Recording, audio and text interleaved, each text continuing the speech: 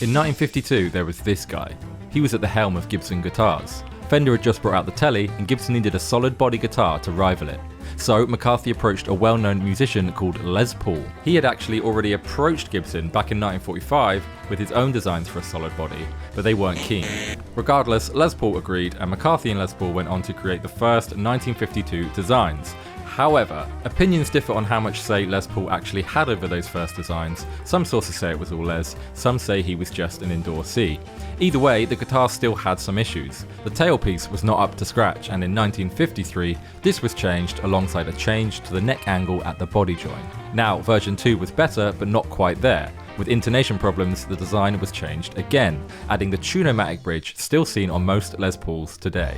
In 1954, Gibson added 2 new models to the Les Paul lineup, the Les Paul Custom and the Les Paul Junior. The Junior was Gibson's offering for the student budget market, slab body, no carve single P90. The Custom was anything but. Requested by Les Paul himself, he wanted something, and I quote, that looked like a tuxedo. Ebony board, wider, flatter frets, and a pickup change in the neck. Now, one of the biggest changes to the Les Paul came in 1957. The P90 pickup was replaced with the humbucker. This guy had worked out how to wire 2 coils electronically out of phase with reverse magnetic polarity. Although not patented until 1959, all Les Pauls would now have these fitted. In 1958, we saw the introduction of the sunburst finish. Still to this day, this finish and design is conventionally known as the original Les Paul standard.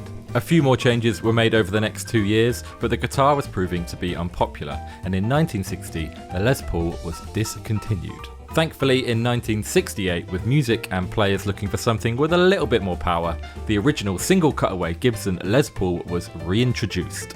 Still, to this day, many of the guitar's design have changed very little from that of the late 50s. There has of course been some wacky and weird offerings over the years, many odd finishes and many weird specifications.